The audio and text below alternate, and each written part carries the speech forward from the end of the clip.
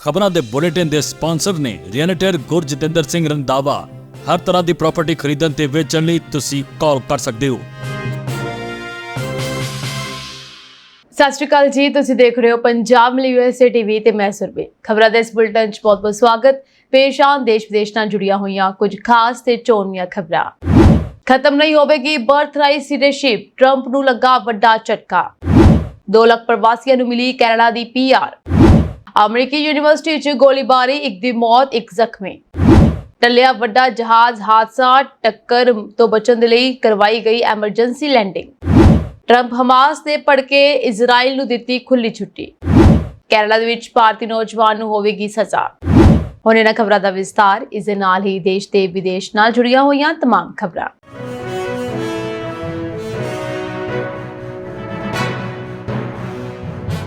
ਰਾਸ਼ਟਰਪਤੀ Donald Trump ਨੂੰ America ਦੀ ਇੱਕ ਸੰਘੀ ਅਦਾਲਤ ਨੇ ਇੱਕ ਵਾਰ ਫਿਰ ਵੱਡਾ ਝਟਕਾ ਦਿੱਤਾ ਹੈ। ਅਦਾਲਤ ਨੇ ਟਰੰਪ ਪ੍ਰਸ਼ਾਸਨ ਦੇ ਉਸ ਹੁਕਮ ਤੇ ਰੋਕ ਲਗਾ ਦਿੱਤੀ ਹੈ ਜਿਸ ਰਾਹੀਂ ਅਮਰੀਕਾ ਵਿੱਚ ਗੈਰ ਕਾਨੂੰਨੀ ਜਾਂ ਅਸਥਾਈ ਤੌਰ ਤੇ ਰਹਿ ਰਹੇ ਲੋਕਾਂ ਦੇ ਬੱਚਿਆਂ ਨੂੰ ਜਨਮ ਤੋਂ ਹੀ ਨਾਗਰਿਕਤਾ ਦੇਣ ਤੋਂ ਇਨਕਾਰ ਕਰ ਦਿੱਤਾ ਗਿਆ ਸੀ। ਤੁਹਾਨੂੰ ਦੱਸ ਦਈਏ ਕਿ ਰਾਸ਼ਟਰਪਤੀ ਟਰੰਪ ਇੱਕ ਕਾਰਜਕਾਰੀ ਹੁਕਮ ਰਾਹੀਂ ਇਸ ਨਿਯਮ ਨੂੰ ਲਾਗੂ ਕਰਨਾ ਚਾਹੁੰਦੇ ਸਨ ਕਿ ਅਮਰੀਕਾ ਵਿੱਚ ਪੈਦਾ ਹੋਏ ਉਹਨਾਂ ਬੱਚਿਆਂ ਨੂੰ ਨਾਗਰਿਕਤਾ ਨਾ ਦਿੱਤੀ ਜਾਵੇ ਜਿਨ੍ਹਾਂ ਦੇ ਮਾਪੇ ਅਮਰੀਕਾ ਵਿੱਚ ਗੈਰ ਕਾਨੂੰਨੀ ਤੌਰ ਤੇ ਰਹਿ ਰਹੇ ਹਨ ਜਾਂ ਅਸਥਾਈ ਵੀਜ਼ੇ ਤੇ ਹਨ। ਕਈ ਰਾਜਾਂ ਨੇ ਟਰੰਪ ਪ੍ਰਸ਼ਾਸਨ ਦੇ ਇਸ ਹੁਕਮ ਨੂੰ ਅਦਾਲਤ ਵਿੱਚ ਚੁਣੌਤੀ ਦਿੱਤੀ ਸੀ। ਉਹਨਾਂ ਨੇ ਕਿਹਾ ਕਿ ਇਹ ਹੁਕਮ ਨਾ ਸਿਰਫ ਗੈਰ ਸੰਵਿਧਾਨਕ ਹੈ, ਸਗੋਂ ਇਸ ਨਾਲ ਉਹਨਾਂ ਬੱਚਿਆਂ ਨੂੰ ਸਿਹਤ, ਸਿੱਖਿਆ ਅਤੇ ਹੋਰ ਬੁਨਿਆਦੀ ਸੇਵਾਵਾਂ ਪ੍ਰਦਾਨ ਕਰਨ ਵਿੱਚ ਵਿੱਤੀ ਨੁਕਸਾਨ ਵੀ ਹੋਵੇਗਾ। ਮਾਮਲੇ ਦੀ ਸੁਣਵਾਈ ਦੌਰਾਨ ਬੋਸਟਨ ਜ਼ਿਲ੍ਹਾ ਜੱਜ ਇਸ ਬਾਰੇ ਕਹਿੰਦੇ ਹਨ ਕਿ ਇਹ ਹੁਕਮ ਸੰਵਿਧਾਨ ਦੇ 14ਵੇਂ ਸੋਧ ਦੇ ਵਿਰੁੱਧ ਹੈ। ਉਹਨਾਂ ਨੇ ਸਪਸ਼ਟ ਕੀਤਾ ਕਿ ਰਾਸ਼ਟਰਪਤੀ ਸਿਰਫ ਇੱਕ ਕਲਮ ਦੇ ਝਟਕੇ ਨਾਲ ਦੇਸ਼ ਦੇ ਕਾਨੂੰਨ ਨੂੰ ਨਹੀਂ ਬਦਲ ਸਕਦੇ। ਉਹਨਾਂ ਨੇ ਇਹ ਵੀ ਕਿਹਾ ਕਿ ਇਹ ਮਾਮਲਾ ਅੰਤ ਵਿੱਚ ਸੁਪਰੀਮ ਕੋਰਟ ਵਿੱਚ ਜਾਵੇਗਾ, ਪਰ ਹੁਣ ਲਈ ਰਾਸ਼ਟਰਪਤੀ ਟਰੰਪ ਦਾ ਹੁਕਮ ਅਵੈਧ ਰਹੇਗਾ। ਜੇਕਰ ਅਸੀਂ ਅਮਰੀਕੀ ਸੰਵਿਧਾਨ ਦੇ 14ਵੇਂ ਸੋਧ ਦੀ ਗੱਲ ਕਰੀਏ ਤਾਂ ਇਹ ਅਮਰੀਕਾ ਦਾ ਸੰਵਿਧਾਨਕ ਪ੍ਰਬੰਧ ਹੈ ਜੋ ਕਹਿੰਦਾ ਹੈ ਕਿ ਅਮਰੀਕਾ ਵਿੱਚ ਪੈਦਾ ਹੋਇਆ ਹਰ ਵਿਅਕਤੀ ਅਮਰੀਕੀ ਨਾਗਰਿਕ ਹੋਵੇਗਾ, ਭਾਵੇਂ ਉਸਦੇ ਮਾਪਿਆਂ ਦੀ ਕਾਨੂੰਨੀ ਸਥਿਤੀ ਕੋਈ ਵੀ ਹੋਵੇ। ਗੌਰਤਲਬ ਹੈ ਕਿ ਟਰੰਪ ਦੇ ਇਸ ਹੁਕਮ ਵਿਰੁੱਧ ਪੂਰੇ ਅਮਰੀਕਾ ਵਿੱਚ ਚਰਚਾ ਹੋ ਰਹੀ ਹੈ। ਅਜਿਹੀ ਸਥਿਤੀ ਵਿੱਚ ਇਸ ਤੋਂ ਪਹਿਲਾਂ ਇਸ ਮਾਮਲੇ ਵਿੱਚ ਨਿਊ ਹੈਂਪਸ਼ਾਇਰ, ਸੈਨ ਫਰਾਂਸਿਸਕੋ ਅਤੇ ਮੈਰੀਲੈਂਡ ਦੀਆਂ ਅਦਾਲਤਾਂ ਨੇ ਵੀ ਇਸ ਹੁਕਮ ਨੂੰ ਗੈਰ ਸੰਵਿਧਾਨਕ ਐਲਾਨਿਆ ਹੈ। ਇਸ ਦੇ ਨਾਲ ਹੀ ਸੁਪਰੀਮ ਕੋਰਟ ਨੇ ਹਾਲ ਹੀ ਦੇ ਵਿੱਚ ਦੇਸ਼ ਭਰ ਦੀਆਂ ਹੇਠਲੀਆਂ ਅਦਾਲਤਾਂ ਤੇ ਪਾਬੰਦੀ ਲਗਾਉਣ ਤੋਂ ਇਨਕਾਰ ਕਰ ਦਿੱਤਾ ਹੈ, ਪਰ ਰਾਜਾਂ ਅਤੇ ਸਮੂਹਾਂ ਦੁਆਰਾ ਦਾਇਰ ਮੁਕੱਦਮਿਆਂ ਵਿੱਚ ਦੇਸ਼ ਵਿਆਪੀ ਪ੍ਰਭਾਵ ਵਾਲੇ ਫੈਸਲੇ ਅਜੇ ਵੀ ਦਿੱਤੇ ਜਾ ਸਕਦੇ ਹਨ। ਹਾਲਾਂਕਿ ਇਸ ਫੈਸਲੇ ਤੇ ਵਾਈਟ ਹਾਊਸ ਵੱਲੋਂ ਅਜੇ ਤੱਕ ਕੋਈ ਪ੍ਰਤੀਕਿਰਿਆ ਸਾਹਮਣੇ ਨਹੀਂ ਆਈ ਹੈ।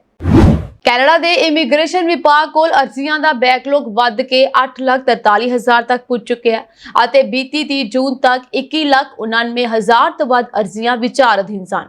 ਤਾਜ਼ਾ ਅੰਕੜਿਆਂ ਦੇ ਮੁਤਾਬਕ ਮੌਜੂਦਾ ਵਰ੍ਹੇ ਦੇ ਪਹਿਲੇ 6 ਮਹੀਨੇ ਦੌਰਾਨ 2,07,600 ਪ੍ਰਵਾਸੀਆਂ ਨੂੰ ਕੈਨੇਡਾ ਦੀ PR ਮਿਲੀ, ਜਦਕਿ 1 ਅਪ੍ਰੈਲ ਤੋਂ 30 ਜੂਨ ਦਰਮਿਆਨ 63,300 ਪ੍ਰਵਾਸੀਆਂ ਨੇ ਕੈਨੇਡੀਅਨ ਸਿਟੀਜ਼ਨਸ਼ਿਪ ਹਾਸਲ ਕੀਤੀ।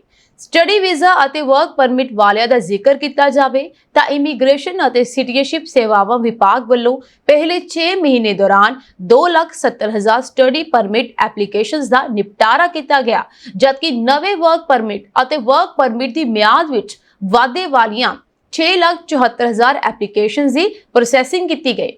ਸਟੱਡੀ ਵੀਜ਼ਾ ਸ਼੍ਰੇਣੀ ਵਿੱਚ ਬੈਕਲੌਗ ਤੇਜ਼ੀ ਨਾਲ ਹੇਠਾਂ ਆਉਣ ਦਾਅਵਾ ਕੀਤਾ ਜਾ ਰਿਹਾ ਹੈ ਅਤੇ ਇਮੀਗ੍ਰੇਸ਼ਨ ਵਿਭਾਗ ਦਾ ਕਹਿਣਾ ਹੈ ਕਿ ਫਰਵਰੀ ਦੇ ਵਿੱਚ 45% ਅਰਜ਼ੀਆਂ ਬੈਕਲੌਗ ਵਿੱਚ ਸਨ, ਪਰ ਜੂਨ ਵਿੱਚ ਇਹ ਆંકੜਾ ਸਿਰਫ 18% ਰਹਿ ਗਿਆ। ਇਸ ਦੇ ਉਲਟ ਵਰਕ ਪਰਮਿਟ ਵਾਲੀਆਂ ਅਰਜ਼ੀਆਂ ਦਾ ਬੈਕਲੌਗ ਜੂਨ ਦੌਰਾਨ 40% ਦਰਜ ਕੀਤਾ ਗਿਆ, ਜੋ ਮਈ ਵਿੱਚ 38% ਦਰਜ ਕੀਤਾ ਗਿਆ ਸੀ। ਟੈਂਪਰੇਰੀ ਰੈਜ਼ੀਡੈਂਟ ਵੀਜ਼ਾ ਸ਼੍ਰੇਣੀ ਵਿੱਚ ਕੁੱਲ 10,40,000 ਅਰਜ਼ੀਆਂ ਦੀ ਪ੍ਰੋਸੈਸਿੰਗ ਕੀਤੀ ਗਈ, ਜਿਨ੍ਹਾਂ ਵਿੱਚੋਂ 3,80,000 ਬੈਕਲੌਗ ਵਿੱਚ ਮੰਨੀਆਂ ਗਈਆਂ। ਜੂਨ ਦੇ ਅੰਤ ਤੱਕ ਪਰਮਾਨੈਂਟ ਰੈਜ਼ੀਡੈਂਸੀ ਲਈ ਆਈਆਂ ਅਰਜ਼ੀਆਂ ਦੀ ਕੁੱਲ ਗਿਣਤੀ 8,96,000 ਦਰਜ ਕੀਤੀ ਗਈ, ਜਿਨ੍ਹਾਂ ਵਿੱਚੋਂ 4,80,000 ਅਰਜ਼ੀਆਂ ਦਾ ਨਿਪਟਾਰਾ ਇਮੀਗ੍ਰੇਸ਼ਨ ਵਿਭਾਗ ਵੱਲੋਂ ਤੈਅਸ਼ੁਦਾ ਸਮਾਂ ਹੱਦ ਦੇ ਅੰਦਰ ਕਰ ਦਿੱਤਾ ਗਿਆ ਜਾਂ ਨੇੜੇ ਭਵਿੱਖ ਵਿੱਚ ਕਰ ਦਿੱਤਾ ਜਾਵੇਗਾ, ਪਰ 4,15,000 ਅਰਜ਼ੀਆਂ ਨੂੰ ਬੈਕਲੌਗ ਵਿੱਚ ਮੰਨਿਆ ਜਾ ਰਿਹਾ ਹੈ। ਫੈਮਿਲੀ ਸਪਾਂਸਰਸ਼ਿਪ ਅਰਜ਼ੀਆਂ ਵਿੱਚੋਂ 14% ਬੈਕਲੌਗ ਵਿੱਚ ਚੱਲ ਰਹੀਆਂ ਹਨ, ਜਦਕਿ ਵਿਜ਼ਟਰ ਵੀਜ਼ਾ ਦੇ ਮਾਮਲੇ ਵਿੱਚ ਬੈਕਲੌਗ 53% ਦੱਸਿਆ ਜਾ ਰਿਹਾ ਹੈ, ਜੋ ਕਿਸੇ ਵੀ ਸ਼੍ਰੇਣੀ ਵਿੱਚ ਸਭ ਤੋਂ ਵੱਧ ਬਣਦਾ ਹੈ। ਸਿਟੀਜ਼ਨਸ਼ਿਪ ਸ਼੍ਰੇਣੀ ਦਾ ਜ਼ਿਕਰ ਕੀਤਾ ਜਾਵੇ ਤਾਂ 2,52,700 ਅਰਜ਼ੀਆਂ ਵਿੱਚੋਂ 2,05,300 ਦਾ ਸਮੇਂ ਸਿਰ ਨਿਪਟਾਰਾ ਕਰ ਦਿੱਤਾ ਗਿਆ। ਇਮੀਗ੍ਰੇਸ਼ਨ ਵਿਭਾਗ ਨੇ ਦੱਸਿਆ ਕਿ ਸਿਟੀਜ਼ਨਸ਼ਿਪ ਅਰਜ਼ੀਆਂ ਦਾ ਬੈਕਲੌਗ ਘਟ ਕੇ ਸਿਰਫ 19% ਰਹਿ ਗਿਆ। ਇੱਥੇ ਇਹ ਦੱਸਣਾ ਬਣਦਾ ਹੈ ਕਿ ਮਈ ਮਹੀਨੇ ਦੌਰਾਨ ਕੁੱਲ 8,02,000 ਅਰਜ਼ੀਆਂ ਬੈਕਲੌਗ ਵਿੱਚ ਸਨ, ਜੋ ਜੂਨ ਵਿੱਚ 5% ਵਾਧੇ ਨਾਲ 8,43,000 ਦੇ ਆંકੜੇ ਤੇ ਪੁੱਜੀਆਂ। ਦੂਜੇ ਪਾਸੇ 2024 ਦੌਰਾਨ ਇਮੀਗ੍ਰੇਸ਼ਨ ਵਿਭਾਗ ਵੱਲੋਂ 70 ਲੱਖ ਤੋਂ ਵੱਧ ਵੀਜ਼ਾ ਅਰਜ਼ੀਆਂ ਦੀ ਪ੍ਰੋਸੈਸਿੰਗ ਕੀਤੀ ਗਈ, ਜੋ ਆਪਣੇ ਆਪ ਵਿੱਚ ਇੱਕ ਰਿਕਾਰਡ ਹੈ। ਅਮਰੀਕਾ ਤੋਂ ਇੱਕ ਵੱਡੀ ਖਬਰ ਸਾਹਮਣੇ ਆਈ ਹੈ। ਇੱਥੇ ਅਲਬੁਕਰਕ ਵਿੱਚ ਨਿਊ ਮੈਕਸੀਕੋ ਯੂਨੀਵਰਸਿਟੀ 'ਚ ਗੋਲੀਬਾਰੀ ਦੀ ਘਟਨਾ ਵਾਪਰੀ, ਜਿਸ ਵਿੱਚ ਇੱਕ ਵਿਅਕਤੀ ਨੂੰ ਗੋਲੀ ਮਾਰ ਦਿੱਤੀ ਗਈ ਅਤੇ ਇੱਕ ਹੋਰ ਜ਼ਖਮੀ ਹੋ ਗਿਆ। ਅਧਿਕਾਰੀਆਂ ਨੇ ਦੱਸਿਆ ਕਿ ਸ਼ੱਕੀ ਫਰਾਰ ਹੈ। ਉਹਨਾਂ ਨੇ ਕੈਂਪਸ ਨੂੰ ਬੰਦ ਕਰ ਦਿੱਤਾ ਹੈ ਅਤੇ ਵਿਦਿਆਰਥੀਆਂ ਨੂੰ ਜਗ੍ਹਾ ਤੇ ਪਨਾਹ ਲੈਣ ਨੂੰ ਕਿਹਾ ਹੈ। ਯੂਨੀਵਰਸਿਟੀ ਨੇ ਇੱਕ ਬਿਆਨ ਵਿੱਚ ਕਿਹਾ ਕਿ ਕਾਸਾਸ ਡੇਲ ਰਿਓ ਦੇ ਡੋਰਮਿਟਰੀ ਕੰਪਲੈਕਸ ਵਿੱਚ ਗੋਲੀਆਂ ਚਲਾਈਆਂ ਗਈਆਂ। ਜ਼ਖਮੀ ਵਿਅਕਤੀ ਦੀਆਂ ਸੱਟਾਂ ਜਾਨਲੇਵਾ ਨਹੀਂ ਸਨ। ਯੂਨੀਵਰਸਿਟੀ ਨੇ ਆਨਲਾਈਨ ਪੋਸਟ ਕੀਤੇ ਬਿਆਨ ਵਿੱਚ ਕਿਹਾ ਕਿ ਬਹੁਤ ਜ਼ਿਆਦਾ ਸਾਵਧਾਨੀ ਵਜੋਂ UNM ਨੇ ਆਪਣੇ ਅਲਬੁਕਰਕ ਸੈਂਟਰਲ ਕੈਂਪਸ ਨੂੰ ਬੰਦ ਕਰ ਦਿੱਤਾ ਹੈ। ਕਈ ਕਾਨੂੰਨ ਲਾਗੂ ਕਰਨ ਵਾਲੀਆਂ ਏਜੰਸੀਆਂ ਮੌਕੇ ਤੇ ਹਨ ਅਤੇ ਸਰਗਰਮੀ ਦੇ ਨਾਲ ਜਾਂਚ ਕਰ ਰਹੀਆਂ ਹਨ। ਜ਼ਿਕਰਯੋਗ ਹੈ ਕਿ ਸੈਂਟਰਲ ਅਲਬੁਕਰਕ ਵਿੱਚ ਸਥਿਤ ਯੂਨੀਵਰਸਿਟੀ ਵਿੱਚ ਸਕੂਲ ਸਾਲ ਦੌਰਾਨ ਲਗਭਗ 23,000 ਵਿਦਿਆਰਥੀ ਸਨ। ਅਮਰੀਕਾ 'ਚ ਇੱਕ ਵੱਡਾ ਹਵਾਈ ਹਾਦਸਾ ਟਲ ਗਿਆ ਜਦੋਂ ਦੱਖਣੀ ਕੈਲੀਫੋਰਨੀਆ ਤੋਂ ਇਹ ਉਡਾਨ ਭਰ ਰਹੇ ਇੱਕ ਸਾਊਥ ਵੈਸਟ ਜਹਾਜ਼ ਨੂੰ ਹਵਾ ਵਿੱਚ ਹੋਣ ਵਾਲੀ ਸੰਭਾਵੀ ਟੱਕਰ ਤੋਂ ਬਚਣ ਲਈ ਹੇਠਾਂ ਉਤਰਨ ਲਈ ਮਜਬੂਰ ਹੋਣਾ ਪਿਆ, ਜਿਸ ਵਿੱਚ 2 ਫਲਾਈਟ ਅਟੈਂਡੈਂਟ ਜ਼ਖਮੀ ਹੋ ਗਏ। ਸਾਊਥ ਵੈਸਟ ਫਲਾਈਟ 1496 ਦੇ ਅਮਲੇ ਨੇ ਹਾਲੀਵੁੱਡ ਬਰਬੈਂਕ ਹਵਾਈ ਅੱਡੇ ਤੇ ਉਤਰਦੇ ਸਮੇਂ ਜਹਾਜ਼ ਤੇ 2 ਟ੍ਰੈਫਿਕ ਅਲਰਟ ਦੇਖੇ, ਜਿਸ ਤੋਂ ਬਾਅਦ ਉਹਨਾਂ ਨੂੰ ਸੁਰੱਖਿਆ ਦੇ ਤਹਿਤ ਜਹਾਜ਼ ਨੂੰ ਮੋੜਨਾ ਪਿਆ ਅਤੇ ਹੇਠਾਂ ਉਤਰਨਾ ਪਿਆ। ਫੈਡਰਲ ਐਵੀਏਸ਼ਨ ਐਡਮਿਨਿਸਟ੍ਰੇਸ਼ਨ ਮੁਤਾਬਕ ਜਹਾਜ਼ ਨੂੰ ਹਵਾ ਵਿੱਚ ਇੱਕ ਹੋਰ ਜਹਾਜ਼ ਦੇ ਨੇੜੇ ਆਉਣ ਦੀ ਚੇਤਾਵਨੀ ਮਿਲੀ ਸੀ। ਸਾਊਥ ਵੈਸਟ 에ਅਰਲਾਈਨਸ ਦੇ ਇੱਕ ਬਿਆਨ ਅਨੁਸਾਰ ਫਲਾਈਟ ਲਾਸ ਵੇਗਾਸ ਲਈ ਰਵਾਨਾ ਹੋਈ, ਜਿੱਥੇ ਇਹ ਬਿਨਾਂ ਕਿਸੇ ਘਟਨਾ ਦੇ ਉਤਰ ਗਈ। 에ਅਰਲਾਈਨ ਨੇ ਬਿਆਨ ਵਿੱਚ ਕਿਹਾ ਕਿ ਸਾਊਥ ਵੈਸਟ ਹਾਲਾਤ ਨੂੰ ਹੋਰ ਸਮਝਣ ਲਈ ਫੈਡਰਲ ਐਵੀਏਸ਼ਨ ਐਡਮਿਨਿਸਟ੍ਰੇਸ਼ਨ ਦੇ ਸੰਪਰਕ ਵਿੱਚ ਹੈ। ਉਸਨੇ ਅੱਗੇ ਕਿਹਾ ਕਿ ਗਾਹਕਾਂ ਦੁਆਰਾ ਤੁਰੰਤ ਕੋਈ ਸੱਟਾਂ ਦੀ ਰਿਪੋਰਟ ਨਹੀਂ ਕੀਤੀ ਗਈ, ਪਰ 2 ਫਲਾਈਟ ਅਟੈਂਡੈਂਟ ਦਾ ਇਲਾਜ ਚੱਲ ਰਿਹਾ ਹੈ। ਜਹਾਜ਼ ਵਿੱਚ ਸਵਾਰ ਯਾਤਰੀਆਂ ਨੇ ਸੋਸ਼ਲ ਮੀਡੀਆ ਤੇ ਆਪਣੇ ਭਿਆਨਕ ਅਨੁਭਵ ਸਾਂਝੇ ਕੀਤੇ। ਇੱਕ ਕਾਮੇਡੀਅਨ ਜਿਮੀ ਡੋਰ ਨੇ ਐਕਸ ਤੇ ਇੱਕ ਪੋਸਟ ਵਿੱਚ ਕਿਹਾ ਕਿ ਬਰਬੈਂਕ ਹਵਾਈ ਅੱਡੇ ਤੇ ਹਵਾ ਵਿੱਚ ਹੋਈ ਟੱਕਰ ਤੋਂ ਬਚਣ ਲਈ ਪਾਇਲਟ ਨੂੰ ਤੇਜ਼ੀ ਨਾਲ ਲੈਂਡਿੰਗ ਕਰਨੀ ਪਈ। ਉਹ ਅਤੇ ਉਸਦੇ ਨਾਲ ਕਈ ਲੋਕ ਆਪਣੀਆਂ ਸੀਟਾਂ ਤੋਂ ਉਛਲ ਕੇ ਛੱਤ ਨਾਲ ਟਕਰਾ ਗਏ ਅਤੇ ਹੇਠਾਂ ਡਿੱਗ ਪਏ। ਇੱਕ ਫਲਾਈਟ ਅਟੈਂਡੈਂਟ ਨੂੰ ਡਾਕਟਰੀ ਸਹਾਇਤਾ ਦੀ ਲੋੜ ਪਈ। ਉਹਨੇ ਅੱਗੇ ਕਿਹਾ ਕਿ ਪਾਇਲਟ ਨੇ ਇਹ ਵੀ ਕਿਹਾ ਕਿ ਉਸਦੀ ਟੱਕਰ ਦੀ ਚੇਤਾਵਨੀ ਸੁਣਾਈ ਦਿੱਤੀ ਅਤੇ ਉਸ ਨੂੰ ਆਪਣੇ ਵੱਲ ਆ ਰਹੇ ਜਹਾਜ਼ ਤੋਂ ਬਚਣਾ ਪਿਆ। ਸਟੀਵ ਯੂ ਨਾਮ ਦੇ ਇੱਕ ਹੋਰ ਯਾਤਰੀ ਨੇ ਐਕਸ ਤੇ ਕਿਹਾ ਕਿ ਲੋਕ ਚੀਖ ਰਹੇ ਸਨ ਜਦੋਂ ਜਹਾਜ਼ ਹਿੱਲਣ ਲੱਗ ਪਿਆ। ਇੱਕ ਫਲਾਈਟ ਅਟੈਂਡੈਂਟ ਜਿਸ ਦੇ ਸਿਰ ਤੇ ਆਈਸ ਪੈਕ ਵੱਜਾ ਸੀ, ਉਸ ਦੀ ਅਜੇ ਵੀ ਜਾਂਚ ਕੀਤੀ ਜਾ ਰਹੀ ਹੈ। ਇਸ ਤੋਂ ਇਲਾਵਾ ਇੱਕ ਸਥਾਨਕ ਟੀਵੀ ਚੈਨਲ ਦੇ ਵਿੱਚ ਆંકੜਿਆਂ ਦਾ ਹਵਾਲਾ ਦਿੰਦੇ ਹੋਏ ਦੱਸਿਆ ਗਿਆ ਕਿ ਯਾਤਰੀ ਨੇ ਇਸ ਘਟਨਾ ਨੂੰ ਇੱਕ ਹੋਰ ਗੰਭੀਰ ਗਲਤੀ ਦੱਸਿਆ, ਜਿਸ ਵਿੱਚ ਜਹਾਜ਼ ਵਿੱਚ ਸਵਾਰ ਲਗਭਗ 150 ਤੋਂ ਵੱਧ ਲੋਕਾਂ ਦੀਆਂ ਜਾਨਾਂ ਗਈਆਂ। ਅਮਰੀਕੀ ਰਾਸ਼ਟਰਪਤੀ ਡੋਨਾਲਡ ਟਰੰਪ ਨੇ ਅੱਤਵਾਦੀ ਸੰਗਠਨ ਹਮਾਸ ਵਿਰੁੱਧ ਸਖਤ ਰੁਖ ਅਪਣਾ ਲਿਆ ਹੈ। ਹਮਾਸ ਦੁਆਰਾ ਅਮਰੀਕਾ ਸਮਰਥਿਤ ਸ਼ਾਂਤੀ ਵਾਰਤਾ ਪ੍ਰਸਤਾਵ ਨੂੰ ਰੱਦ ਕਰਨ ਤੋਂ ਬਾਅਦ ਟਰੰਪ ਨੇ ਇਜ਼ਰਾਈਲ ਨੂੰ ਗਾਜ਼ਾ ਵਿੱਚ ਆਪਣੀ ਫੌਜੀ ਕਾਰਵਾਈ ਤੇਜ਼ ਕਰਨ ਦੀ ਸਪਸ਼ਟ ਇਜਾਜ਼ਤ ਦੇ ਦਿੱਤੀ ਹੈ। ਸਕਾਟਲੈਂਡ ਤੋਂ ਰਵਾਨਾ ਹੋਣ ਤੋਂ ਪਹਿਲਾਂ ਟਰੰਪ ਨੇ ਕਿਹਾ ਕਿ ਹਮਾਸ ਸ਼ਾਂਤੀ ਵਿੱਚ ਦਿਲਚਸਪੀ ਨਹੀਂ ਰੱਖਦਾ ਅਤੇ ਉਹਨੂੰ ਲੱਗਦਾ ਹੈ ਕਿ ਉਹ ਸਿਰਫ ਮਰਨਾ ਚਾਹੁੰਦੇ ਹਨ। ਉਹਨਾਂ ਨੇ ਇਸ ਸਥਿਤੀ ਨੂੰ ਸੱਚਮੁੱਚ ਬਹੁਤ ਬੁਰਾ ਦੱਸਿਆ। ਅਮਰੀਕਾ ਗਾਜ਼ਾ ਪੱਟੀ ਵਿੱਚ ਸ਼ਾਂਤੀ ਸਥਾਪਿਤ ਕਰਨ ਦੀ ਕੋਸ਼ਿਸ਼ ਕਰ ਰਿਹਾ ਹੈ, ਜਿਸ ਲਈ ਸਟੀਵ ਵਿਟਕੋਫ ਦੀ ਅਗਵਾਈ ਵਿੱਚ ਇੱਕ ਸ਼ਾਂਤੀ ਵਾਰਤਾ ਟੀਮ ਵੀ ਮੱਧ ਪੂਰਬ ਭੇਜੀ ਗਈ ਸੀ। ਪਰ ਹੁਣ ਸਟੀਵ ਵਿਟਕੋਫ ਨੇ ਐਲਾਨ ਕੀਤਾ ਕਿ ਅਮਰੀਕਾ ਇਸ ਗੱਲਬਾਤ ਤੋਂ ਪਿੱਛੇ ਹਟ ਰਿਹਾ ਹੈ ਅਤੇ ਸਾਨੂੰ ਹੁਣ ਕਿਸੇ ਹੋਰ ਵਿਕਲਪ ਬਾਰੇ ਸੋਚਣਾ ਚਾਹੀਦਾ ਹੈ। ਟਰੰਪ ਦੀ ਇਹ ਚੇਤਾਵਨੀ ਵਿਟਕੋਫ ਦੇ ਇਸ ਬਿਆਨ ਤੋਂ ਬਾਅਦ ਹੀ ਆਈ ਹੈ। ਜ਼ਿਕਰਯੋਗ ਹੈ ਕਿ ਟਰੰਪ ਨੇ ਪਹਿਲਾਂ ਹਮਾਸ ਦੀ ਪਕੜ ਵਿੱਚੋਂ ਆਖਰੀ ਅਮਰੀਕੀ ਇਜ਼ਰਾਈਲੀ ਨਾਗਰਿਕ ਅਦਨ ਅਲੈਗਜ਼ੈਂਡਰ ਦੀ ਰਿਹਾਈ ਵਿੱਚ ਮਹੱਤਵਪੂਰਨ ਭੂਮਿਕਾ ਨਿਭਾਈ ਸੀ। ਟਰੰਪ ਨੇ ਕਿਹਾ ਕਿ ਗੱਲਬਾਤ ਦੇ ਆਖਰੀ ਪੜਾਅ ਵਿੱਚ ਹਮਾਸ ਦਾ ਇਨਕਾਰ ਇਹ ਦਰਸਾਉਂਦਾ ਹੈ ਕਿ ਉਹ ਹਿੰਸਾ ਤੇ ਤੁਲਿਆ ਹੋਇਆ ਹੈ ਉਹਨਾਂ ਨੇ ਗਾਜ਼ਾ ਵਿੱਚ ਬੱਚਿਆਂ ਦੀ ਭੁੱਖਮਰੀ ਸਮੇਤ ਬਦਤਰ ਸਥਿਤੀ ਦਾ ਜ਼ਿਕਰ ਕੀਤਾ ਅਤੇ ਸੰਕੇਤ ਦਿੱਤਾ ਕਿ ਹੁਣ ਕੂਟਨੀਤੀ ਕੰਮ ਨਹੀਂ ਕਰੇਗੀ। ਟਰੰਪ ਨੇ ਇਜ਼ਰਾਈਲੀ ਪ੍ਰਧਾਨ ਮੰਤਰੀ ਬੈਂਜਾਮਿਨ ਨੇਤਨਯਾਹੂ ਨੂੰ ਹਮਾਸ ਨਾਲ ਲੜਨ ਅਤੇ ਉਹਨਾਂ ਨੂੰ ਖਤਮ ਕਰਨ ਲਈ ਕਿਹਾ। ਉਹਨਾਂ ਨੇ ਇਹ ਵੀ ਸਪਸ਼ਟ ਕੀਤਾ ਕਿ ਅਮਰੀਕਾ ਫੌਜੀ ਕਾਰਵਾਈ ਵਿੱਚ ਇਜ਼ਰਾਈਲ ਦੇ ਨਾਲ ਪੂਰੀ ਤਰ੍ਹਾਂ ਖੜਾ ਹੈ। ਇਸ ਦੇ ਨਾਲ ਉਹਨਾਂ ਨੇ ਕਿਹਾ ਹੁਣ ਹਮਾਸ ਮੁਸੀਬਤ ਵਿੱਚ ਹੈ। ਇਸ ਦੌਰਾਨ ਇਜ਼ਰਾਈਲੀ ਪ੍ਰਧਾਨ ਮੰਤਰੀ ਬੈਂਜਾਮਿਨ ਨੇਤਨਯਾਹੂ ਨੇ ਵੀ ਆਪਣਾ ਪੱਖ ਰੱਖਿਆ। ਇਜ਼ਰਾਈਲੀ ਪ੍ਰਧਾਨ ਮੰਤਰੀ ਦਫ਼ਤਰ ਵੱਲੋਂ ਜਾਰੀ ਇੱਕ ਬਿਆਨ ਵਿੱਚ ਨੇਤਨਯਾਹੂ ਨੇ ਵਿਟਕੋਵ ਦੇ ਸ਼ਬਦਾਂ ਨੂੰ ਦੁਹਰਾਇਆ ਕਿ ਹਮਾਸ ਬੰਦਕ ਰਿਹਾਈ ਸਮਝੌਤੇ ਵਿੱਚ ਇੱਕ ਰੁਕਾਵਟ ਹੈ। ਨੇਤਨਯਾਹੂ ਨੇ ਕਿਹਾ ਕਿ ਸਾਡੇ ਅਮਰੀਕੀ ਸਹਿਯੋਗੀਆਂ ਨਾਲ ਮਿਲ ਕੇ ਅਸੀਂ ਹੁਣ ਆਪਣੇ ਬੰਦਕਾਂ ਨੂੰ ਘਰ ਵਾਪਸ ਲਿਆਉਣ, ਹਮਾਸ ਦੇ ਅੱਤਵਾਦੀ ਸ਼ਾਸਨ ਨੂੰ ਖਤਮ ਕਰਨ ਅਤੇ ਇਜ਼ਰਾਈਲ ਅਤੇ ਸਾਡੇ ਖੇਤਰ ਵਿੱਚ ਸਥਾਈ ਸ਼ਾਂਤੀ ਯਕੀਨੀ ਬਣਾਉਣ ਦੇ ਲਈ ਵਿਕਲਪੀ ਵਿਕਲਪਾਂ ਤੇ ਵਿਚਾਰ ਕਰ ਰਹੇ ਹਾਂ। ਕੈਨੇਡਾ ਦੀਆਂ ਸੜਕਾਂ ਨੂੰ ਲਹੂ ਲਹਾਨ ਕਰਨ ਵਾਲੇ ਭਾਰਤੀ ਨੌਜਵਾਨ ਨੇ ਆਪਣਾ ਗੁਨਾਹ ਕਬੂਲ ਕਰ ਲਿਆ। ਅਦਾਲਤੀ ਦਸਤਾਵੇਜ਼ਾਂ ਮੁਤਾਬਕ ਦੀਪਕ ਸ਼ਰਮਾ 50 ਕਿਲੋਮੀਟਰ ਪ੍ਰਤੀ ਘੰਟਾ ਦੀ ਰਫ਼ਤਾਰ ਹੱਦ ਵਾਲੇ ਇਲਾਕੇ ਵਿੱਚ 126 ਕਿਲੋਮੀਟਰ ਦੀ ਰਫ਼ਤਾਰ ਨਾਲ ਜਾ ਰਿਹਾ ਸੀ ਜਦੋਂ ਉਸਨੇ 21 ਸਾਲ ਦੀ ਮੁਟਿਆਰ ਅਲੈਗਜ਼ੈਂਡਰੀਆ ਵੋਟਮੈਨ ਨੂੰ ਟੱਕਰ ਮਾਰੀ। ਨੋਵਾ ਸਕੋਸ਼ੀਆ ਸੂਬੇ ਦੇ ਹੈਲੀਫੈਕਸ ਵਿਖੇ ਵਾਪਰੇ ਹਾਦਸੇ ਦੌਰਾਨ ਅਲੈਗਜ਼ੈਂਡਰੀਆ ਪੁੜਕ ਕੇ ਗੱਡੀ ਦੀ ਵਿੰਡਸ਼ੀਲਡ ਤੇ ਆ ਡਿੱਗੀ, ਪਰ ਦੀਪਕ ਸ਼ਰਮਾ ਨੇ ਗੱਡੀ ਰੋਕਣ ਦੀ ਬਜਾਏ ਹੋਰ ਤੇਜ਼ ਕਰ ਦਿੱਤੀ। ਇਸੇ ਦੌਰਾਨ ਦੀਪਕ ਸ਼ਰਮਾ ਨੇ ਇੱਕ ਇੰਟਰਸੈਕਸ਼ਨ ਤੇ ਖੜੀ ਗੱਡੀ ਵਿੱਚ ਟੱਕਰ ਮਾਰ ਦਿੱਤੀ ਅਤੇ ਵੋਟਮੈਨ ਧਰਤੀ ਤੇ ਡਿੱਗ ਪਏ। ਪੈਰਾਮੈਡਿਕਸ ਵੱਲੋਂ ਵੋਟਮੈਨ ਨੂੰ ਹਸਪਤਾਲ ਲਿਜਾਇਆ ਗਿਆ, ਪਰ ਜ਼ਖਮਾਂ ਦੀ ਤਾਬ ਨਾ ਚਲਦਿਆਂ ਉਸਨੇ ਦਮ ਤੋੜ ਦਿੱਤਾ। ਇੱਥੇ ਦੱਸਣਾ ਬਣਦਾ ਹੈ ਕਿ ਡਲਹੌਜ਼ੀ ਯੂਨੀਵਰਸਿਟੀ ਦੀ ਵਿਦਿਆਰਥਣ ਅਲੈਗਜ਼ੈਂਡਰੀਆ ਵੋਟਮੈਨ ਦੇ ਸਰੀਰ ਦਾ ਕੋਈ ਹਿੱਸਾ ਨਹੀਂ ਸੀ ਬਚਿਆ ਜਿੱਥੇ ਡੂੰਘਾ ਜ਼ਖਮ ਨਾ ਹੋਵੇ। ਰੀੜ੍ਹ ਦੀ ਹੱਡੀ ਵਿੱਚ ਫ੍ਰੈਕਚਰ ਸੀ, ਜਦਕਿ ਅੰਦਰੂਨੀ ਅੰਗਾਂ ਵਿੱਚ ਗੁੱਝੀਆਂ ਸੱਟਾਂ ਵੱਜੀਆਂ ਅਤੇ ਸਿਰ ਖੂਨ ਦੇ ਨਾਲ ਲੱਥਪੱਥ ਨਜ਼ਰ ਆਇਆ। ਜਦੋਂ ਵੋਟਮੈਨ ਧਰਤੀ ਤੇ ਡਿੱਗੀ ਤਾਂ ਕੁਝ ਲੋਕ ਮਦਦ ਵਾਸਤੇ ਆ ਗਏ, ਪਰ ਦੀਪਕ ਸ਼ਰਮਾ ਰੌਲਾ ਪਾਉਣ ਲੱਗਾ ਕਿ ਉਹ ਸਭਨਾਂ ਨੂੰ ਮਾਰ ਦੇਵੇਗਾ। ਉਸਨੇ ਇੱਕ ਸ਼ਖਸ ਤੇ ਹਮਲਾ ਕਰਨ ਦਾ ਯਤਨ ਵੀ ਕੀਤਾ। ਇਸੇ ਦੌਰਾਨ ਜਦੋਂ ਪੁਲਿਸ ਅਫਸਰ ਪੁੱਜੇ ਤਾਂ ਦੀਪਕ ਸ਼ਰਮਾ ਡੰਡ ਬੈਠਕ ਲਾ ਰਿਹਾ ਸੀ ਅਤੇ ਗ੍ਰਿਫਤਾਰੀ ਤੋਂ ਬਚਣ ਲਈ ਪੁਲਿਸ ਅਫਸਰਾਂ ਨੂੰ ਧੱਕਾ ਮਾਰ ਕੇ ਇੱਕ ਇਮਾਰਤ ਵੱਲ ਦੌੜਿਆ, ਪਰ ਉਸ ਨੂੰ ਹੀ ਗ੍ਰਿਫਤਾਰ ਕਰ ਲਿਆ ਗਿਆ।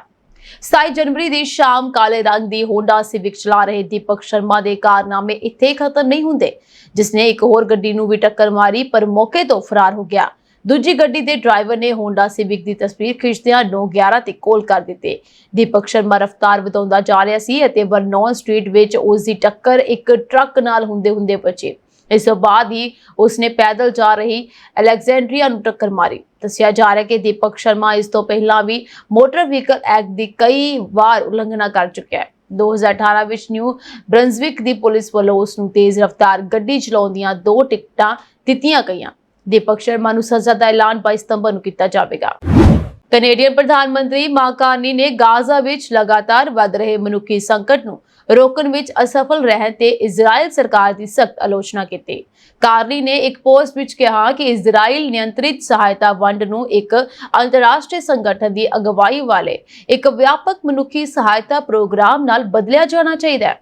ਉਹਨਾਂ ਨੇ ਕਿਹਾ ਇਨ੍ਹਾਂ ਵਿੱਚੋਂ ਬਹੁਤ ਸਾਰੇ ਸਹਾਇਤਾ ਫੰਡ ਕੈਨੇਡਾ ਦੁਆਰਾ ਫੰਡ ਕੀਤੇ ਜਾਂਦੇ ਹਨ, ਜਿਨ੍ਹਾਂ ਨੂੰ ਭੁੱਖੇ ਲੋਕਾਂ ਤੱਕ ਪਹੁੰਚਣ ਤੋਂ ਰੋਕ ਦਿੱਤਾ ਗਿਆ। ਮਨੁੱਖੀ ਸਹਾਇਤਾ ਤੋਂ ਇਨਕਾਰ ਕਰਨਾ ਅੰਤਰਰਾਸ਼ਟਰੀ ਕਾਨੂੰਨਾਂ ਦੀ ਉਲੰਘਣਾ ਹੈ।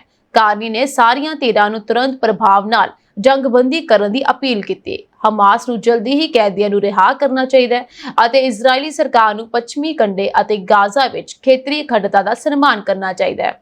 ਉਹਨਾਂ ਨੇ ਕਿਹਾ ਕੈਨੇਡਾ 2 ਰਾਸ਼ਟਰੀ ਸਿਧਾਂਤ ਦਾ ਸਮਰਥਨ ਕਰਦਾ ਹੈ। ਇਸ ਨਾਲ ਇਜ਼ਰਾਈਲ ਅਤੇ ਫਲਸਤੀਨ ਦੋਵਾਂ ਵਿੱਚ ਸ਼ਾਂਤੀ ਅਤੇ ਸੁਰੱਖਿਆ ਯਕੀਨੀ ਹੋਵੇਗੀ। ਉਹਨਾਂ ਨੇ ਵੀ ਕਿਹਾ ਕੈਨੇਡਾ ਦੇ ਵਿਦੇਸ਼ ਮੰਤਰੀ ਅਗਲੇ ਹਫ਼ਤੇ ਇਸ ਮੁੱਦੇ ਤੇ ਸੰਯੁਕਤ ਰਾਸ਼ਟਰ ਵਿੱਚ ਹਿੱਸਾ ਲੈਣਗੇ।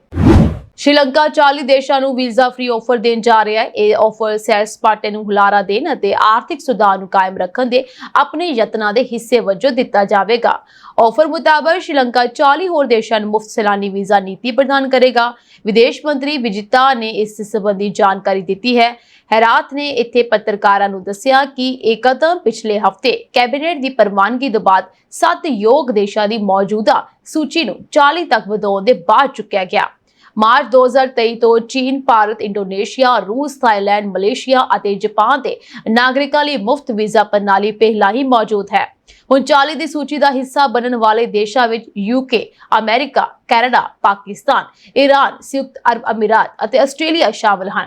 ਹਾਲਾਂਕਿ ਸਰਕਾਰ ਨੂੰ ਵੀਜ਼ਾ ਫੀਸ ਮਾਫੀ ਕਾਰਨ $66 ਬਿਲੀਅਨ ਅਮਰੀਕੀ ਡਾਲਰ ਦੇ ਸਾਲਾਨਾ ਮਾਲੀਆ ਨੁਕਸਾਨ ਦੀ ਉਮੀਦ ਹੈ। ਇਸ ਤੋਂ ਇਲਾਵਾ ਉਹਨਾਂ ਨੇ ਕਿਹਾ ਕਿ ਸੈਲਾਨੀਆਂ ਦੇ ਵਾਧੇ ਨਾਲ ਹੋਣ ਵਾਲੇ ਅਸਿੱਧੇ ਆਰਥਿਕ ਲਾਭ ਨੁਕਸਾਨ ਤੋਂ ਵੱਧ ਹੋਣਗੇ। ਮੰਤਰੀ ਨੇ ਕਿਹਾ, ਸਾਡਾ ਉਦੇਸ਼ ਆਮਦ ਵਿੱਚ ਸਥਿਰ ਵਾਧਾ ਯਕੀਨੀ ਬਣਾਉਣਾ ਹੈ।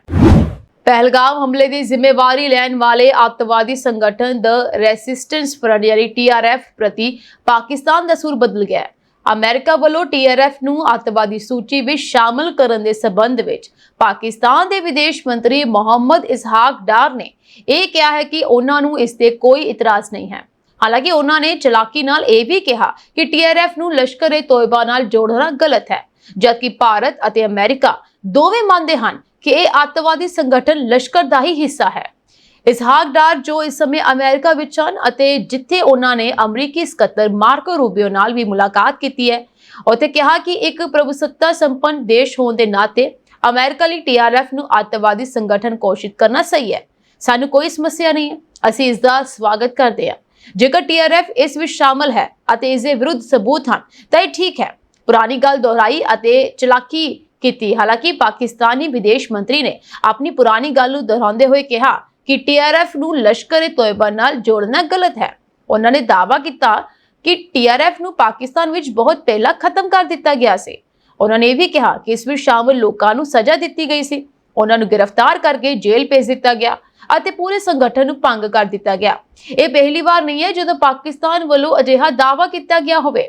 ਪਾਕਿਸਤਾਨ ਸਰਕਾਰ ਪਹਿਲਾਂ ਵੀ TRF ਅਤੇ ਲਸ਼ਕਰ ਦੀ ਸ਼ਮੂਲੀਅਤ ਤੋਂ ਇਨਕਾਰ ਕਰ ਚੁੱਕੀ ਹੈ। ਇਸ ਤੋਂ ਪਹਿਲਾਂ ਡਾਰ ਨੇ ਪਾਕਿਸਤਾਨ ਦੀ ਸੰਸਦ ਨੂੰ ਦੱਸਿਆ ਸੀ ਕਿ ਇਸਲਾਮਾਬਾਦ ਨੇ ਪਹਿਲਗਾਮ ਹਮਲਿਆਂ ਦੀ ਨਿੰਦਾ ਕਰਨ ਵਾਲੇ ਸੰਯੁਕਤ ਰਾਸ਼ਟਰ ਸੁਰੱਖਿਆ ਪਰਿਸ਼ਦ ਦੇ ਮਤੇ ਅਤੇ TRF ਦੇ ਜ਼ਿਕਰ ਨੂੰ ਰੋਕ ਦਿੱਤਾ। ਉਹਨਾਂ ਨੇ ਉਸ ਸਮੇਂ ਕਿਹਾ ਸੀ ਕਿ ਉਹਨਾਂ ਨੂੰ ਦੁਨੀਆ ਭਰ ਤੋਂ ਫੋਨ ਆਏ ਪਰ ਪਾਕਿਸਤਾਨ ਇਸ ਨੂੰ ਸਵੀਕਾਰ ਨਹੀਂ ਕਰੇਗਾ। TRF ਨੂੰ ਹਟਾ ਦਿੱਤਾ ਗਿਆ ਅਤੇ ਪਾਕਿਸਤਾਨ ਜਿੱਤ ਗਿਆ। ਇਹ ਨਹੀਂ, ਡਾਰ ਨੇ ਵੀ ਕਿਹਾ ਸੀ ਕਿ ਪਾਕਿਸਤਾਨ ਨੂੰ TRF ਦੀਆਂ ਗਤੀਵਿਧੀਆਂ ਬਾਰੇ ਹੋਰ ਸਬੂਤਾਂ ਦੀ ਜ਼ਰੂਰਤ ਹੋਵੇਗੀ। ਹੁਣ ਅਮਰੀਕਾ ਦੀ ਅੱਤਵਾਦੀ ਸੂਚੀ ਵਿੱਚ TRF ਦੇ ਸ਼ਾਮਲ ਹੋਣ ਤੇ ਪਾਕਿਸਤਾਨ ਦਾ ਸੁਰ ਬਦਲਣਾ ਕੂਟਨੀਤਿਕ ਪੱਧਰ ਤੇ ਇੱਕ ਮਹੱਤਵਪੂਰਨ ਕਦਮ ਮੰਨਿਆ ਜਾ ਰਿਹਾ ਹੈ। ਰੂਸ ਦੇ ਦੂਰ ਪੂਰਬ ਵਿੱਚ ਸਥਿਤ ਅਮੂਰ ਖੇਤਰ ਵਿੱਚ ਇੱਕ ਭਿਆਨਕ ਜਹਾਜ਼ ਹਾਦਸੇ ਵਿੱਚ 48 ਲੋਕਾਂ ਦੀ ਮੌਤ ਹੋ ਗਈ। ਇਹ ਹਾਦਸਾ ਇੱਕ AN-24 ਯਾਤਰੀ ਜਹਾਜ਼ ਨਾਲ ਵਾਪਰਿਆ ਜਿਸ ਦਾ 에ਅਰ ਟ੍ਰੈਫਿਕ ਕੰਟਰੋਲ ਨਾਲ ਸੰਪਰਕ ਟੁੱਟ ਗਿਆ ਸੀ। ਹੁਣ ਇਸ ਹਾਦਸੇ ਦਾ ਇੱਕ ਵੀਡੀਓ ਸੋਸ਼ਲ ਮੀਡੀਆ ਤੇ ਕਾਫੀ ਤੇਜ਼ੀ ਨਾਲ ਵਾਇਰਲ ਹੋ ਰਿਹਾ ਹੈ, ਜਿਸ ਵਿੱਚ ਜਹਾਜ਼ ਨੂੰ ਅੱਗ ਲੱਗਣ ਤੋਂ ਬਾਅਦ ਕੁਝ ਦੂਰੀ ਤੱਕ ਉੱਡਦੇ ਹੋਏ ਅਤੇ ਫਿਰ ਹਵਾ ਵਿੱਚ ਬੇਕਾਬੂ ਹੋ ਕੇ ਜ਼ਮੀਨ ਤੇ ਡਿੱਗਦੇ ਹੋਏ ਦੇਖਿਆ ਜਾ ਸਕਦਾ ਹੈ। ਅਮੂਰ ਖੇਤਰ ਦੇ ਗਵਰਨਰ ਵੈਸਿਲੀ ਨੇ ਇੱਕ ਰੂਸੀ ਯਾਤਰੀ ਜਹਾਜ਼ ਦੇ ਲਾਪਤਾ ਹੋਣ ਦੀ ਪੁਸ਼ਟੀ ਕੀਤੀ ਸੀ। ਜਹਾਜ਼ ਆਪਣੇ ਲੈਂਡਿੰਗ ਸਥਾਨ ਦੇ ਨੇੜੇ ਸੀ ਜਦੋਂ ਇਹ ਅਚਾਨਕ ਰਡਾਰ ਸਕਰੀਨ ਤੋਂ ਗਾਇਬ ਹੋ ਗਿਆ। ਇਸ ਤੋਂ ਬਾਅਦ ਜਹਾਜ਼ ਨੂੰ ਲੱਭਣ ਲਈ ਇੱਕ ਖੋਜ ਮੁਹਿੰਮ ਸ਼ੁਰੂ ਕੀਤੀ ਗਈ। ਚੀਨ ਦੀ ਸਰਹੱਦ ਦੇ ਨੇੜੇ ਇੱਕ ਪਹਾੜੀ ਜੰਗਲੀ ਖੇਤਰ ਤੇ ਧੂਆਂ ਉੱਡਦਾ ਦੇਖਿਆ ਗਿਆ। ਜਦੋਂ ਟੀਮ ਮੌਕੇ ਤੇ ਪਹੁੰਚੀ ਤਾਂ ਜਹਾਜ਼ ਪੂਰੀ ਤਰ੍ਹਾਂ ਅੱਗ ਦੀ ਲਪੇਟ ਵਿੱਚ ਸੀ ਅਤੇ ਇਸ ਵਿੱਚ ਸਵਾਰ ਸਾਰੇ 48 ਯਾਤਰੀਆਂ ਦੀ ਮੌਤ ਹੋ ਚੁੱਕੀ ਸੀ। ਮੁੱਢਲੀ ਜਾਣਕਾਰੀ ਅਨੁਸਾਰ ਇਹ ਹਾਦਸਾ ਲੈਂਡਿੰਗ ਦੌਰਾਨ ਵਾਪਰਿਆ। ਲੈਂਡਿੰਗ ਤੋਂ ਪਹਿਲਾਂ ਜਹਾਜ਼ ਦੇ ਬਲੈਕ ਬਾਕਸ ਵਾਲੇ ਹਿੱਸੇ ਨੂੰ ਅੱਗ ਲੱਗ ਗਈ। ਪਾਇਲਟ ਨੇ ਜਹਾਜ਼ ਨੂੰ ਕੰਟਰੋਲ ਕਰਨ ਦੀ ਕੋਸ਼ਿਸ਼ ਕੀਤੀ ਪਰ ਅਸਫਲ ਰਿਹਾ। ਕੁਝ ਸਕਿੰਟਾਂ ਬਾਅਦ ਜਹਾਜ਼ ਕੰਟਰੋਲ ਤੋਂ ਬਾਹਰ ਹੋ ਗਿਆ ਅਤੇ ਜੰਗਲ ਵਿੱਚ ਡਿੱਗ ਗਿਆ। ਮੀਡੀਆ ਰਿਪੋਰਟਾਂ ਅਨੁਸਾਰ ਇਹ ਜਹਾਜ਼ ਰੂਸ ਦੀ ਰਾਜਧਾਨੀ ਮਾਸਕੋ ਤੋਂ ਲਗਭਗ 7000 ਕਿਲੋਮੀਟਰ ਦੂਰ ਹਾਦਸਾਗ੍ਰਸਤ ਹੋਇਆ। ਇਹ ਜਹਾਜ਼ ਸਾਈਬੇਰੀਆ ਅੰਗਾਰਾ 에ਅਰਲਾਈਨਸ ਦੁਆਰਾ ਚਲਾਇਆ ਜਾ ਰਿਹਾ ਸੀ। ਇਹ ਹਾਦਸਾ ਅਹਿਮਦਾਬਾਦ ਹਵਾਈ ਅੱਡੇ ਤੋਂ ਲੰਡਨ ਜਾ ਰਹੀ 에ਅਰ ਇੰਡੀਆ ਦੀ ਇੱਕ ਉਡਾਨ ਦੇ 12 ਜੂਨ ਨੂੰ ਉਡਾਨ ਭਰਨ ਤੋਂ ਕੁਝ ਸਕਿੰਟਾਂ ਬਾਅਦ ਹਾਦਸਾਗ੍ਰਸਤ ਹੋਣ ਤੋਂ ਬਾਅਦ ਦੂਜਾ ਵੱਡਾ ਹਾਦਸਾ ਹੈ। ਅਹਿਮਦਾਬਾਦ ਹਾਦਸੇ ਵਿੱਚ ਗੁਜਰਾਤ ਦੇ ਸਾਬਕਾ ਮੁੱਖ ਮੰਤਰੀ ਵਿਜੇ ਰੂਪਾਨੀ ਸਮੇਤ ਲਗਭਗ 270 ਲੋਕਾਂ ਦੀ ਮੌਤ ਹੋ ਗਈ ਸੀ। ਇਹ ਘਟਨਾਵਾਂ ਹਵਾਈ ਯਾਤਰਾ ਦੀ ਸੁਰੱਖਿਆ ਨੂੰ ਲੈ ਕੇ ਗੰਭੀਰ ਚਿੰਤਾਵਾਂ ਪੈਦਾ ਕਰਦੀਆਂ ਹਨ। ਭਾਰਤ ਅਤੇ ਯੂਨਾਈਟਿਡ ਕਿੰਗਡਮ ਯਾਨੀ UK ਵਿਚਾਲੇ ਵਪਾਰ ਸਮਝੌਤੇ ਤੋਂ ਬਾਅਦ ਨਾ ਸਿਰਫ ਦੇਸ਼ ਦੀਆਂ ਵੱਡੀਆਂ ਨਿਰਮਾਣ ਕੰਪਨੀਆਂ ਨੂੰ ਫਾਇਦਾ ਹੋਵੇਗਾ, ਸਗੋਂ ਸਥਾਨਕ ਕਾਰੋਬਾਰਾਂ ਨੂੰ ਵੀ ਹੁਲਾਰਾ ਮਿਲੇਗਾ। ਟੈਰਿਫ ਹਟਾਉਣ ਦੇ ਨਾਲ ਬ੍ਰਿਟਿਸ਼ ਉਤਪਾਦਾਂ ਨੂੰ ਭਾਰਤ ਵਿੱਚ ਇੱਕ ਵੱਡਾ ਬਾਜ਼ਾਰ ਮਿਲੇਗਾ ਅਤੇ ਬ੍ਰਿਟੇਨ ਦੇ ਦਰਵਾਜ਼ੇ ਵੀ ਵੱਧ ਤੋਂ ਵੱਧ ਭਾਰਤੀ ਉਤਪਾਦਾਂ ਲਈ ਖੁੱਲਣਗੇ। ਇਸ ਵਪਾਰ ਸਮਝੌਤੇ ਨਾਲ ਭਾਰਤ ਦੀ ਇਲੈਕਟ੍ਰਿਕ ਮਸ਼ੀਨਰੀ, ਲੱਦੇ ਹੋਏ ਸਮਾਨ ਅਤੇ ਰਸਾਇਣਾਂ ਦੀ UK ਦੇ ਬਾਜ਼ਾਰਾਂ ਤੱਕ ਪਹੁੰਚ ਵਧੇਗੀ।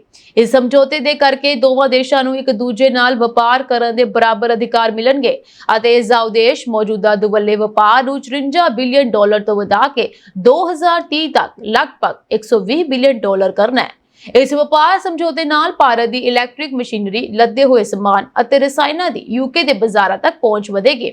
ਇਸ ਸਮਝੌਤੇ ਦੇ ਕਰਕੇ ਦੋਵਾਂ ਦੇਸ਼ਾਂ ਨੂੰ ਇੱਕ ਦੂਜੇ ਨਾਲ ਵਪਾਰ ਕਰਨ ਦੇ ਬਰਾਬਰ ਅਧਿਕਾਰ ਵੀ ਮਿਲਣਗੇ ਅਤੇ ਇਸ ਦਾ ਉਦੇਸ਼ ਮੌਜੂਦਾ ਦੁਵੱਲੇ ਵਪਾਰ ਨੂੰ $53 ਬਿਲੀਅਨ ਤੋਂ ਵਧਾਉਣਾ ਹੈ। ਵੈਂਕੂਵਰ ਪੁਲਿਸ ਨੇ ਨਸ਼ਾ ਤਸਕਰਾਂ ਦੇ ਇੱਕ ਵੱਡੇ ਗਿਰੋਹ ਦਾ ਪਰਦਾਫਾਸ਼ ਕਰਦਿਆਂ $20 ਲੱਖ ਮੁੱਲ ਦੇ ਨਸ਼ਿਆਂ ਅਤੇ ਨਕਦੀ ਸਣੇ 19 ਸ਼ੱਕੀਆਂ ਨੂੰ ਗ੍ਰਿਫਤਾਰ ਕਰ ਲਿਆ। ਇੰਸਪੈਕਟਰ ਗੈਰੀ ਹੇਅਰ ਨੇ ਦੱਸਿਆ ਕਿ 5.5 kilo cocaine, 5.3 kilo crystal meth, 3.2 kilo fentanyl, 1600 ਗੋਲੀਆਂ ਅਤੇ $1,41,000 ਨਕਦ ਬਰਾਮਦ ਕੀਤੇ ਗਏ। 5 ਕਿਲੋ ਤੋਂ ਵੱਧ ਕੋਕੀਨ ਅਤੇ 3 ਕਿਲੋ ਫੈਂਟਾਨਿਲ ਸ਼ਾਮਲ ਡਾਊਨਟਾਊਨ ਵਿੱਚ ਕੀਤੀ ਗਈ। ਇਹ ਕਾਰਵਾਈ ਵੱਡੀ ਅਹਿਮੀਅਤ ਰੱਖਦੀ ਹੈ ਕਿਉਂਕਿ ਇਨ੍ਹਾਂ ਨਸ਼ਿਆਂ ਨੂੰ ਸ਼ਹਿਰ ਦੀਆਂ ਗਲੀਆਂ ਜਾਂ ਹੋਰਨਾਂ ਇਲਾਕਿਆਂ ਵਿੱਚ ਵੇਚਿਆ ਜਾਣਾ ਸੀ ਅਤੇ ਅਜਿਹੇ ਵਿੱਚ ਓਵਰਡੋਜ਼ ਕਾਰਨ ਹੋਣ ਵਾਲੀਆਂ ਮੌਤਾਂ ਦੀ ਗਿਣਤੀ ਵਧਣ ਦਾ ਖਦਸ਼ਾ ਵੀ ਪੈਦਾ ਹੋ ਜਾਂਦਾ ਹੈ। ਨਸ਼ਾ ਤਸਕਰ ਜਾਂ ਗਿਰੋਹਾਂ ਦੇ ਮੈਂਬਰ ਆਪਣੇ ਨਿੱਜੀ ਫਾਇਦੇ ਵਾਸਤੇ ਲੋਕਾਂ ਦੀ ਜਾਨ ਖਤਰੇ ਵਿੱਚ ਪਾ ਦਿੰਦੇ ਹਨ। ਇੱਥੇ ਦੱਸਣਾ ਬਣਦਾ ਹੈ ਕਿ ਵੈਂਕੂਵਰ ਪੁਲਿਸ ਦੀ ਟਾਸਕ ਫੋਰਸ ਬੈਰਾਜ ਵੱਲੋਂ 339 ਈਸਟ ਹੈਸਟਿੰਗਸ ਸਟਰੀਟ ਵਿਖੇ ਤਲਾਸ਼ੀ ਵਾਰੰਟ ਦੀ ਤਾਮੀਲ ਕਰਦਿਆਂ ਇਹ ਬਰਾਮਦਗੀ ਕੀਤੀ ਗਈ, ਜਿਸ ਦੌਰਾਨ ਕਈ ਹਥਿਆਰ ਵੀ ਜ਼ਬਤ ਕਰਨ ਵਿੱਚ ਸਫਲਤਾ ਮਿਲੀ। ਪੁਲਿਸ ਮੁਤਾਬਕ ਨਸ਼ਿਆਂ ਦੀ ਇਸ ਖੇਪ ਰਾਹੀਂ 1,90,000 ਸਿੰਗਲ ਡੋਜ਼ ਤਿਆਰ ਕੀਤੀਆਂ ਜਾ ਸਕਦੀਆਂ ਸਨ ਅਤੇ $2 ਮਿਲੀਅਨ ਤੋਂ ਵੱਧ ਮੁਨਾਫਾ ਨਸ਼ਾ ਤਸਕਰਾਂ ਨੂੰ ਹੁੰਦਾ ਹੈ। ਟਾਸਕ ਫੋਰਸ ਬੈਰਾਜ ਦੇ ਹੋਂਦ ਵਿੱਚ ਆਉਣ ਤੋਂ ਪਹਿਲੇ 5 ਮਹੀਨੇ ਦੇ ਅੰਦਰ ਹੀ 1,145 ਹਥਿਆਰ ਬਰਾਮਦ ਕਰਨ ਵਿੱਚ ਸਫਲਤਾ ਮਿਲੀ, ਜਦਕਿ ਕਰਾਊਨ ਕੌਂਸਲ ਕੋਲ 492 ਰਿਪੋਰਟਾਂ ਦਾਇਰ ਕਰਦਿਆਂ 740 ਗ੍ਰਿਫਤਾਰੀਆਂ ਵਾਰੰਟ ਹਾਸਲ ਕੀਤੇ ਗਏ। ਭਾਰਤ ਦਾ ਗਵਾਂਢੀ ਮੁਲਕ ਨੇਪਾਲ ਇੱਕ ਵਾਰ ਫਿਰ ਤੋਂ ਭੂਚਾਲ ਦੇ ਝਟਕਿਆਂ ਨਾਲ ਕੰਬ ਗਿਆ। ਇਹ ਭੂਚਾਲ ਸਵੇਰੇ 4 ਵਜੇ ਦੇ ਕਰੀਬ ਆਇਆ। ਨੈਸ਼ਨਲ ਸੈਂਟਰ ਫॉर ਸਿਸਮੋਲੋਜੀ ਤੋਂ ਮਿਲੀ ਜਾਣਕਾਰੀ ਅਨੁਸਾਰ ਇਸ ਭੂਚਾਲ ਦੀ ਤੀਬਰਤਾ 3.4 ਰਹੀ। ਜਾਣਕਾਰੀ ਦਿੰਦੇ ਹੋਏ NCS ਨੇ ਕਿਹਾ ਕਿ ਭੂਚਾਲ ਭਾਰਤੀ ਸਮੇਂ ਸਵੇਰੇ 4 ਵਜੇ ਦੇ ਕਰੀਬ ਆਇਆ ਸੀਗਾ ਤੇ 10 ਕਿਲੋਮੀਟਰ ਡੂੰਘਾਈ ਤੇ ਆਇਆ। ਇਸ ਭੂਚਾਲ ਦੇ ਝਟਕੇ ਨੇਪਾਲ ਦੇ ਨਾਲ-ਨਾਲ ਭਾਰਤ ਦੇ ਬਿਹਾਰ ਤੇ ਉੱਤਰ ਪ੍ਰਦੇਸ਼ ਸੂਬੇ ਦੇ ਕੁਝ ਇਲਾਕਿਆਂ ਵਿੱਚ ਵੀ ਮਹਿਸੂਸ ਕੀਤੇ ਗਏ। ਹਾਲਾਂਕਿ ਇਸ ਭੂਚਾਲ ਕਾਰਨ ਕਿਸੇ ਵੀ ਤਰ੍ਹਾਂ ਦੇ ਜਾਨੀ ਮਾਲੇ ਨੁਕਸਾਨ ਤੋਂ ਬਚਾ ਰਿਹਾ। ਘੱਟ ਡੂੰਘਾਈ ਵਾਲੇ ਭੂਚਾਲ ਜ਼ਿਆਦਾ ਡੂੰਘੇ ਭੂਚਾਲ ਨਾਲੋਂ ਜ਼ਿਆਦਾ ਖਤਰਨਾਕ ਹੁੰਦੇ ਹਨ ਕਿਉਂਕਿ ਉਹਨਾਂ ਦੀ ਊਰਜਾ ਧਰਤੀ ਦੀ ਸਤਹ ਦੇ ਨੇੜੇ ਜ਼ਿਆਦਾ ਹੁੰਦੀ ਹੈ, ਜਿਸ ਨਾਲ ਜ਼ਮੀਨ ਤੇਜ਼ੀ ਨਾਲ ਹਿਲਦੀ ਹੈ ਅਤੇ ਢਾਂਚਿਆਂ ਨੂੰ ਨੁਕਸਾਨ ਅਤੇ ਜਾਨੀ ਨੁਕਸਾਨ ਵੱਧ ਜਾਂਦਾ ਹੈ। ਇਹ ਸਾਂਝੀ ਦੇਸ਼ ਤੇ ਵਿਦੇਸ਼ ਨਾਲ ਜੁੜੀਆਂ ਹੋਈਆਂ ਕੁਝ ਖਾਸ ਤੇ ਚੋਣਵੀਆਂ ਖਬਰਾਂ। ਹੋਰ ਅਪਡੇਟਸ ਨਾਲ ਜੁੜੇ ਰਹਿਣ ਦੇ ਲਈ ਤੁਸੀਂ ਬਨੇ ਰਹੋ ਪੰਜਾਬ ਮਿਲ USA TV ਦੇ ਨਾਲ। ਤੁਹਾਡੇ ਸਭ ਦਾ ਬਹੁਤ ਬਹੁਤ ਧੰਨਵਾਦ।